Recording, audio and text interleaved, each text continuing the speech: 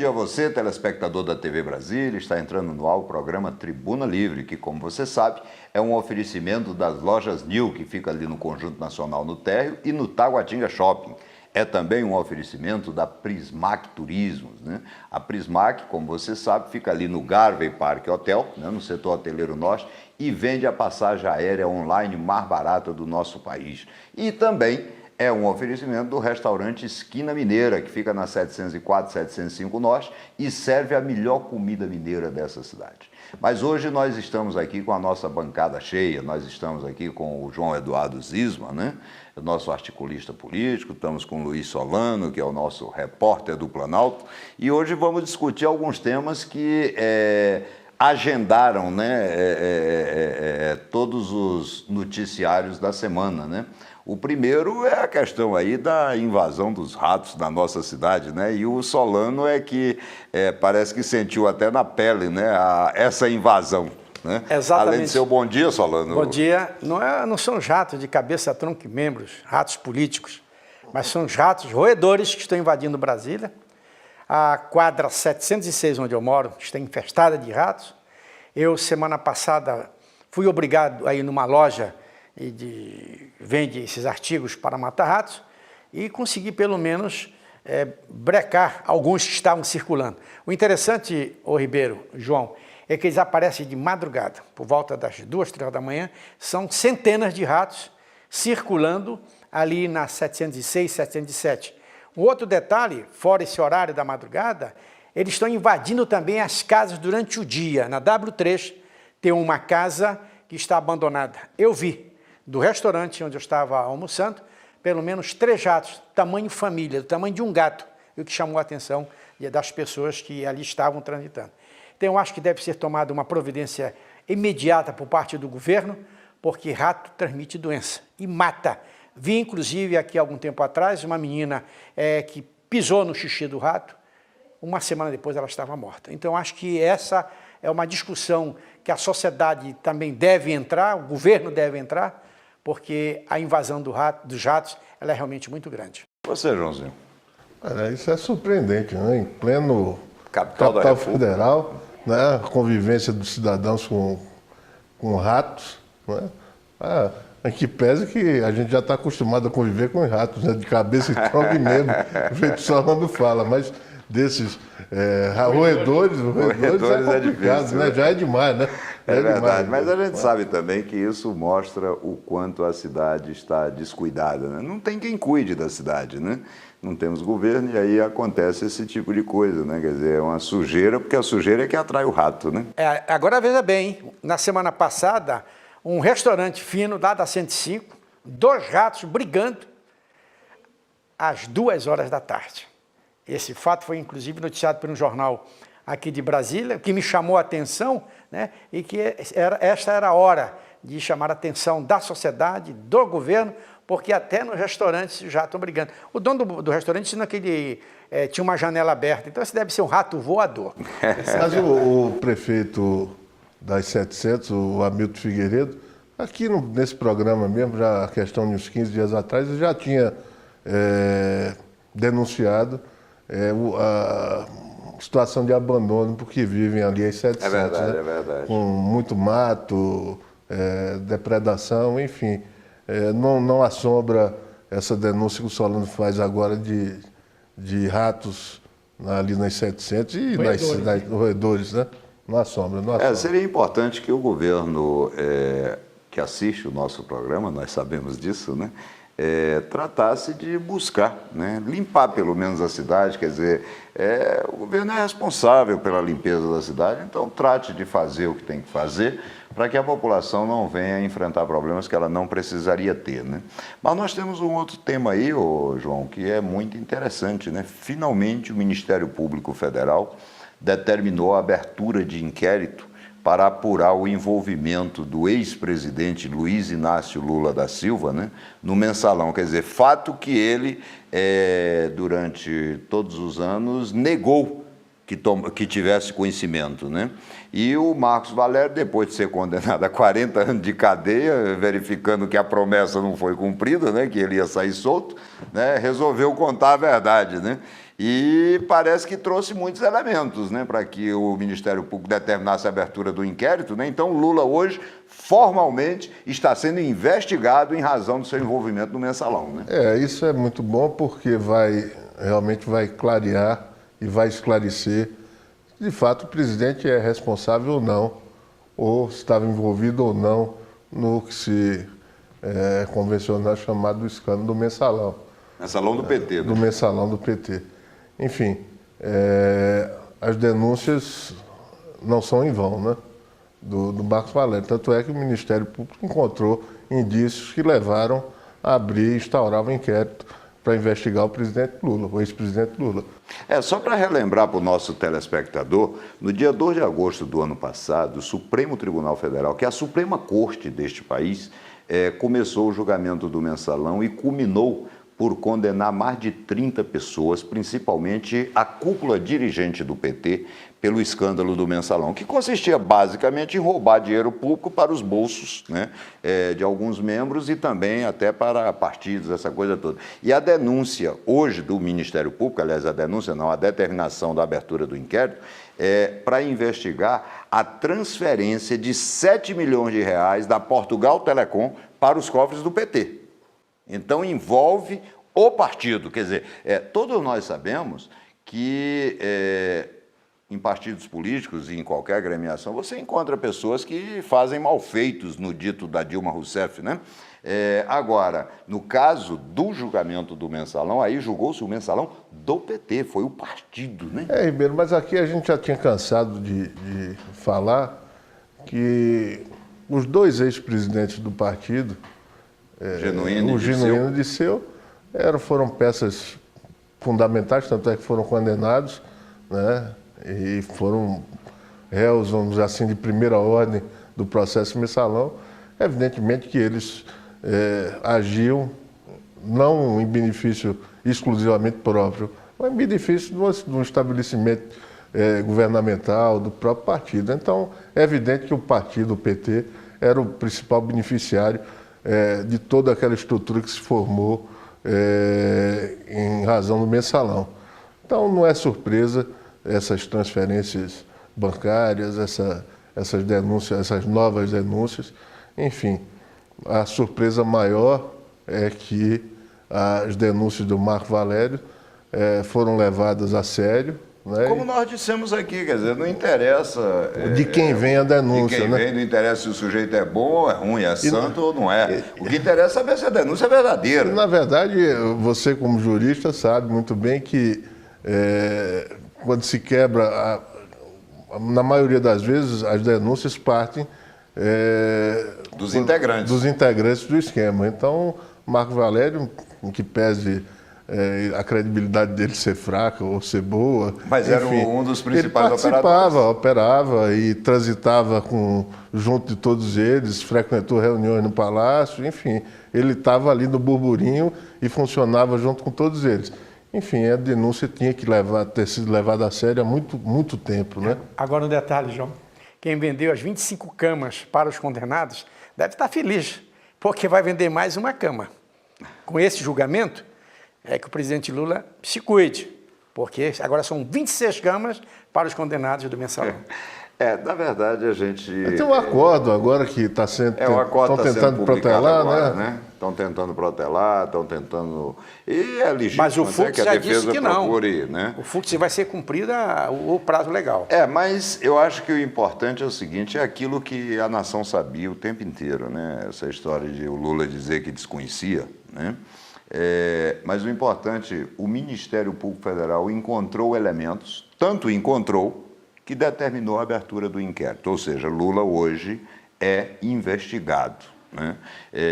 E, evidentemente, que isso precisa ser muito bem apurado, até porque o governo Lula trouxe um prejuízo imensurável, né, para a parcela da população. Basta você ver o caso da reforma da Previdência, né? Nós já sabemos, ficou escancarado, né, que a reforma da Previdência foi feita com fraude, né, com compra de votos, essa coisa toda. E quem está aposentado, entendeu, em razão, né, dessas fraudes, teve um prejuízo enorme, né? Vai haver sempre uma suspeição em relação àquela votação, né? Tanto é que houve... Não é suspeição, é certeza, né? Quer dizer, o Supremo já decidiu, condenou, inclusive. Né? Mas sempre alguém vai arguir que foi prejudicado, né? Ninguém sabe se aquilo foi bom ou ruim para a população. Mas, enfim, foi um processo, enfim, não adianta a gente ficar voltando atrás, apesar que um juiz lá no 64, se foi do interior de Minas ou do Paraná, suspendeu os efeitos da votação. Mas não sei se está prevalecendo ainda. Não, já caiu. Já caiu. Mas, qualquer dia, um juiz pode voltar a determinar que suspenda novamente. Mas todo aquele processo foi muito confuso, muito triste para a nação brasileira, né? Na verdade, os últimos 9 anos, né, escreveu-se uma página muito ruim na história desse país, né? Uma página muito contaminada, viciada, né? Mas tem um outro assunto, e aí para tornar o assunto, o programa um pouquinho mais leve, né? Tem um outro assunto muito interessante, né? Nós estamos acompanhando aí diversas manifestações, né, no Congresso Nacional, no sentido de tirar da presidência da Comissão de Direitos Humanos o deputado Feliciano, né? E muitos argumentam que há muito tempo o deputado João Paulo Cunha, que foi condenado a cumprir cadeia por roubalheira, né, nesse escândalo do Mensalão, continua lá, entendeu, com cara de paisagem, na Comissão de Constituição e Justiça. Quer dizer, esse é um dos argumentos. Mas o tema que a gente quer colocar aqui, na verdade, nem é esse. O tema que a gente quer colocar é o seguinte, primeiro a questão que se coloca se o Marcos Feliciano teria condições de permanecer na presidência da Comissão dos Direitos Humanos. Segundo, uma intervenção, né, agora da cantora Daniela Mercury, né, que assumiu publicamente, né, uma relação afetiva que ela tem com uma jornalista, né, inclusive a trata como esposa, né. Eu acho que esse tema é interessante, eu acho que é muito importante que a sociedade discuta isso, até para que a gente possa, né, verificar qual é a legislação, né, que deve prevalecer no nosso país, porque, como se sabe, a lei deve materializar o pensamento da sociedade. Então é necessário que a sociedade diga o que pensa, né? O que você acha desse imbróglio todo aí, dessa situação toda? Olha, eu vou discordar de você só quando você diz que o assunto é leve. O assunto não é leve, o assunto é importante. Tá certo. E é grave sob todos os aspectos. Eu acho que a questão de fundo aí vai na questão da intolerância de ambas as partes. Uma desses movimentos das minorias, quando repelem de forma agressiva a presença do deputado Marcos Feliciano na Comissão de Direitos Humanos. Porque ele representa algum segmento da sociedade também. Ele, toda sorte... E foi eleito, né? Ele foi eleito pela população. E foi eleito presidente da comissão. Foi eleito diante do regimento da Câmara, do processo democrático da Câmara para o cargo de presidente. Se ele é a pessoa melhor qualificada para estar no cargo, ou mesmo para ter sido eleito deputado, enfim... É uma outra questão, mas, enfim, ele foi eleito e os outros partidos que compõem Todos, né? Abriram mão e ele está lá dentro. Isso é uma outra questão. Agora, as manifestações de agressão à pessoa dele, da própria família, à igreja que ele é pastor, isso eu acho que é tão intolerante. Se extrapola, né? Extrapola, é tão intolerante quanto as manifestações que o deputado fez no Twitter contra gays, contra o casamento entre pessoas do mesmo sexo. Eu acho que isso aí é a questão, a intolerância aí me parece que é a questão mais grave. Tirando isso, eu particularmente tenho uma opinião formada que eu acho que as relações homossexuais não já passou a fase de se discutir. Eu acho que a modernidade já sepultou esse tipo de discussão. Tirando isso, a exposição que a Daniela Mercury foi obrigada ou quis fazer, eu acho que mais para fazer um contraponto uma posição política em relação à colocação do deputado Marcos Feliciano na presidência. Fora isso, também poderia ter passado desapercebido, porque ela não tem necessidade de fazer isso, é uma pessoa pública, enfim. Eu acho que o tema, para mim, na minha concepção, o tema principal cai na intolerância. Perfeito. E você, Solano? Bom, com relação às manifestações dentro da Câmara dos Deputados, na Comissão de Direitos Humanos, é uma bomba que eu vou dizer aqui, mas é a verdade. 7, 8 manifestantes de verdade. O resto, moradores de rua, guardadores de carros pagos para participar da manifestação. Eu encontrei, inclusive, um deles, que faz ponto ali no Conjunto Nacional. Eu perguntei para ele o que é que você estava fazendo lá naquela manifestação do deputado Feliciano. Ele disse, não, eu ganhei uma grana e tive direito ao lanche. Então o cara ganha R$20 aí para guardar um carro, ele estava ali, justamente para ganhar uns trocados e ganhar um lanche. Com relação a Daniela Mercury, eu também tenho a minha posição. Ela estava fora da mídia, precisava voltar à mídia e jogou isso para a plateia. Então você acha que foi uma jogada de marketing? Com certeza, porque a Ivete Sangalo tirou todo o brilho dela em Salvador. Não só a Ivete, mas outros atores, cantores. E a Daniela estava fora da mídia e ela precisava do espaço da imprensa, justamente para dizer que estava casada. Mas vocês não acham que esse assunto precisa ser debatido? Eu acho que, veja bem, eu participei de algumas palestras, né, sobre esse tema em algumas universidades. E eu percebia o seguinte, no momento que eu colocava um posicionamento, né, e sugeria a realização de um plebiscito para que a gente pudesse ter uma legislação atualizada. Aí eu notava que ambos os lados recuavam um pouco. Eu tenho a impressão que todos têm medo de não ter a maioria. Quem é contra tem medo de não ser maioria e quem é a favor também tem medo de não ser maioria. Mas um plebiscito poderia decidir, né? Veja, não é decidir a questão, as relações entre as pessoas já existem, né? O que o plebiscito precisa decidir é algumas outras questões que estão tentando colocar no texto legal, estão tentando colocar no ordenamento jurídico nosso. Então, eu acho que essa discussão precisa ser feita pela sociedade, né? Dentro das igrejas, dos clubes de serviço, nas reuniões enfim, em todo lugar que seja necessário, né? Eu acho que quanto mais se debate, mais amadurecem essas questões pontuais, né? Eu tenho a impressão que esse é o caminho, eu concordo plenamente contigo. Sabendo que as relações cada vez elas estão se apresentando mais naturais à sociedade. Agora volto à questão, esse sectarismo... A questão da intolerância. Da intolerância, isso é que é fundamental. Por isso que o debate é fundamental, para que as pessoas, inclusive, aprendam que a gente tem que saber respeitar as diferenças de pensamento. Agora, essas diferenças e o campo da ideia é fundamental para isso, para que se acostume ao debate, se acostume com as diferenças.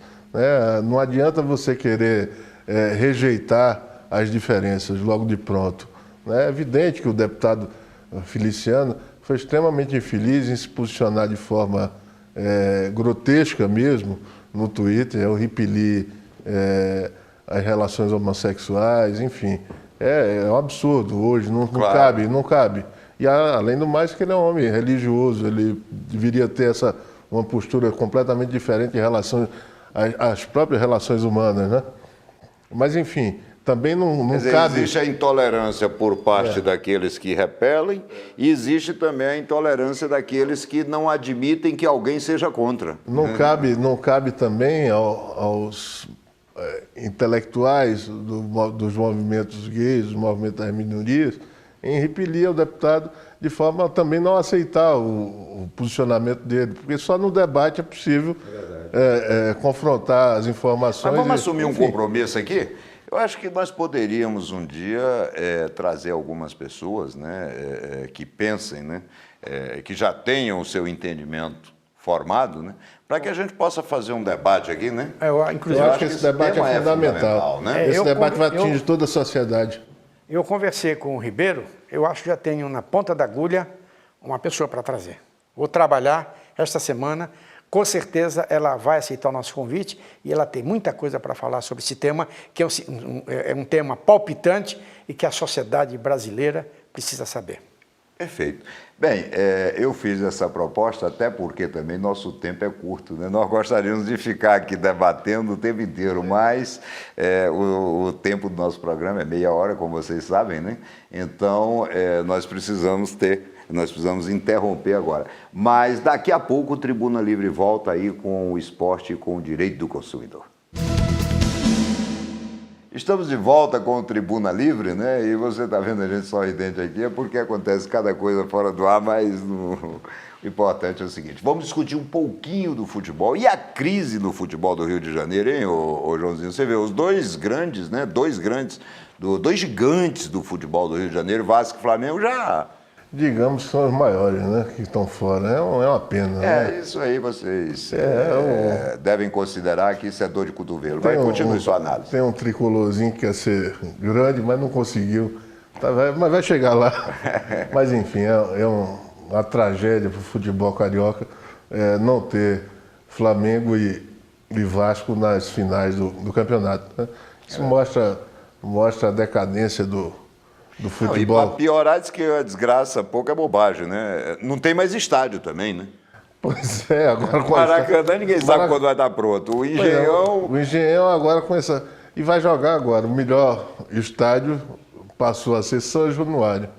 Tem São Januário, Macaé, Volta Redonda... Olha, sem nenhum demérito ao estádio do Vasco, mas São Januário passar a ser o melhor estádio do Rio de Janeiro é para lascar. Não, realmente a decadência é terrível. E olha, isso pode se refletir no Campeonato Brasileiro, hein? Não, com certeza, né? Com certeza. Em que pese que agora, pelo menos os estádios em Minas, voltaram o Mineirão agora. Aquele que não tem água, o Mineirão? Mas vai melhorar um bocadinho, vai melhorar. Vai, né? Você daqui para lá eles compram água, né? Um mineiro que está soprando aqui pra gente, né? Tá chiando aqui, né? Tá chiando. É cruzeirense, né, tadinho? Cruzeirense, mas o Cruzeiro tá até bem. Tá bem. Correndo atrás do galo. Como sempre, como sempre. É verdade. Mas olha, tem um outro tema também muito interessante sobre o estádio, né? O estádio Mané Garrincha. Quer dizer, já não bastava o governador Agnello. Primeiro, o governador Agnello não queria que fosse Mané Garrincha, né? Tentou tirar o nome de todas as formas, não conseguiu, né? Até porque esse nome já é de todos, né? Quer dizer, a população abraçou isso. Agora, até a FIFA quer enfiar a sua colher enferrujada aí no meio. Que história é essa? Esse é um assunto, doutor Vieira, isso é direito do consumidor. Vão tirar mais uma vez, querem tirar mais uma vez o nome do Mané. O Mané vai deixar de ser Mané, mas agora por tempo determinado. Não vai ser Mané nem nas Copas da Confederação e nem na Copa do Mundo. Ouviu, gente? Não pode chamar de Mané Garrincha mais. Quando entrar... É Estádio Nacional. Quando a FIFA... época de Copa, você pega o táxi e diz, me leve para o estádio que a FIFA Nacional. Mandou botar aí outro nome. Passa a Copa da Confederação. Aí volta a ser Mané. Aí você me leva no Mané Garrincha, seu motorista. Que palhaçada. Isso é uma subserviência desse governo. A FIFA não é dona de nada, gente. O dono do estádio somos nós, estamos pagando 1,5 bilhão nesta porcaria desse estádio nacional. 1,5 bilhão quando o projeto original era 680 milhões, né? Pois é, um estádio superfaturado, está saindo do meu bolso, do doutor Vieira, do Ribeiro, seu. Uma palhaçada isso. É verdade. Palhaçada. Bem, mas para lhe acalmar um pouquinho, bebê Johnson, vamos fazer Não, essa história desse estádio me tira do sério. É verdade. Mas já, Joãozinho, que você já passou a palavra aqui para o doutor Vieira, vamos falar logo do direito do consumidor, né?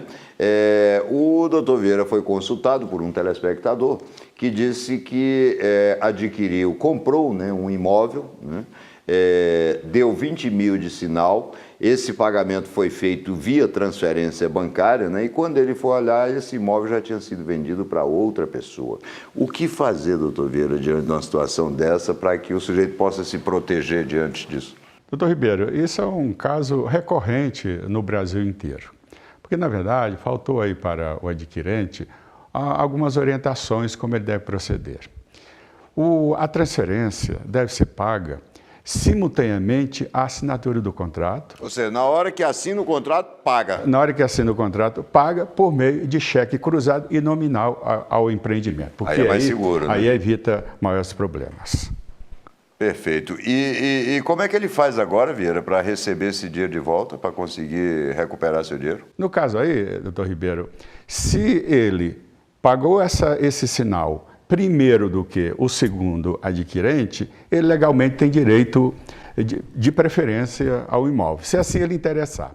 Se ele não interessar mais no imóvel, ele terá direito ao reembolso desses 20 mil de sinal que ele pagou, em dobro, no caso R$40 mil, e mais os danos morais e materiais decorrentes dessa questão. Bem, muito obrigado, doutor Vieira. E você, telespectador, que tiver alguma dúvida sobre direito de consumidor, é só encaminhar um e-mail para o Tribuna Livre, né? O e-mail está aí embaixo, né, no seu vídeo, né? E você pode encaminhar esse e-mail que na semana seguinte o doutor Vieira vai responder. Quero agradecer, então, ao João Eduardo Zisman, né, que está sempre aqui conosco, agradecer ao doutor Vieira, agradecer nosso amigo Solano, que esteve conosco na primeira parte, no primeiro bloco, né?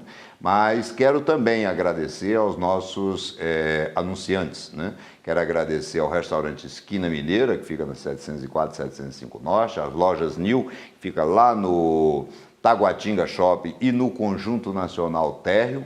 Agradecer também a Prismac Turismo, que fica no setor hoteleiro norte, ali no edifício Garvey Parque Hotel. Quando você precisar de uma passagem aérea online mais barata do Brasil, é só você acessar Prismac Turismo. Mas, acima de tudo, agradecer a você pela paciência, pela audiência de estar junto conosco. E, se Deus permitir, sábado que vem estaremos juntos de novo aqui na TV Brasília.